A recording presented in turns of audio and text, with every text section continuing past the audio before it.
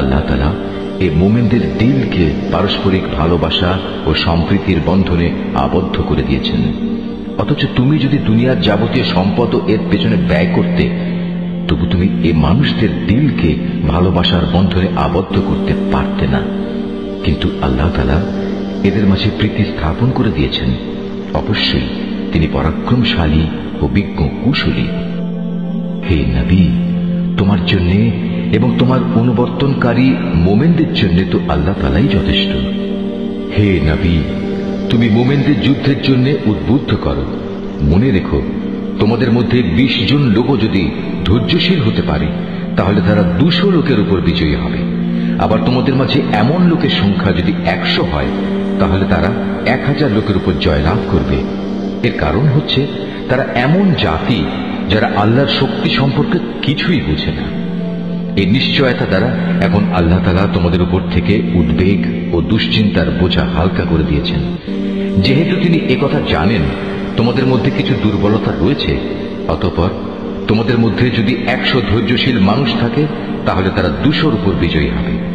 আবার যদি থাকে তোমাদের 1000 ধৈর্যশীল ব্যক্তি, তাহলে তারা আল্লাহ তাআলার হুকুমে বিজয়ী হবে 2000 লোকের উপর। জেনে রেখো, আল্লাহ তাআলা ধৈর্যশীলদের সাথেই রয়েছেন। কোন নবীর পক্ষেই এটা শোভা পায় না যে তার কাছে বন্দীদের আটক রাখবে যতক্ষণ পর্যন্ত সে জমিনে রক্তপাত ঘটাবে এবং আল্লাহর শত্রুদের নিপাত না করে দেবে। আসলে তোমরা তো দুনিয়ার সামান্য স্বার্থটুকুই চাও, আর আল্লাহ তাআলা চান তোমাদের আখিরাতের কল্যাণ দান করতে।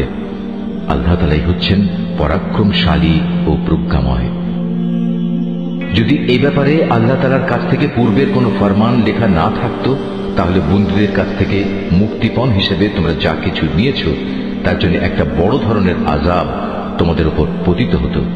অতএব যা কিছু তোমরা গনিমত হিসেবে লাভ করেছ, নিঃসংকোচে তোমরা তা খাও, কেননা তা সম্পূর্ণ হালাল ও পবিত্র। তোমরা আল্লাহ তাআলাকে ভয় করো। আল্লাহ তাআলা অবশ্যই ক্ষমাশীল ও দয়ালু।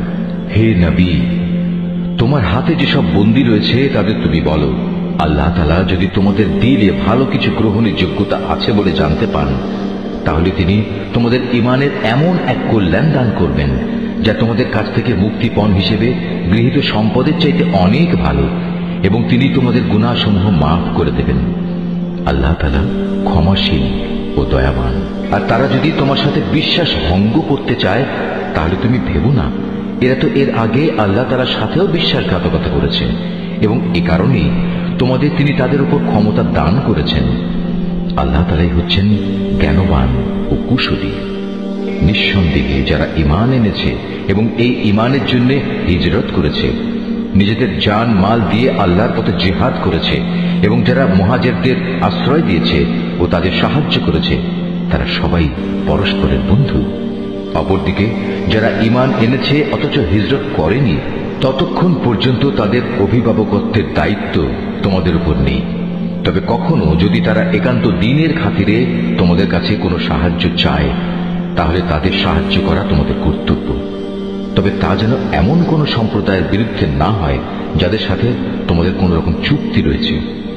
বস্তুত তোমরা যা কিছু করো, আল্লাহ তাআলা সব কিছুই দেখেন।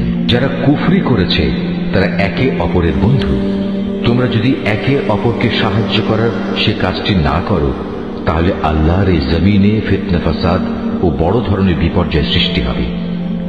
যারা ঈমান এনেছে, এই ঈমানের জন্য হিজরত করেছে, নিজেদের জান মাল দিয়ে আল্লাহর পথে জিহাদ করেছে, এবং যারা এই হিজরতকারীদের থাকার জায়গা দিয়েছে এবং তাদের সাহায্য করেছে, মূলত এরা সবাই হচ্ছে সত্যিকারের মুমিন। এদের জন্য আল্লাহ তাআলার পক্ষ থেকে ক্ষমা ও উত্তম জীবিকার ব্যবস্থা রয়েছে। আর যারা পরে ঈমান এনেছে, হিজরত করেছে এবং তোমাদের সাথে জিহাদ করেছে, তারাও তোমাদেরই অন্তর্ভুক্ত।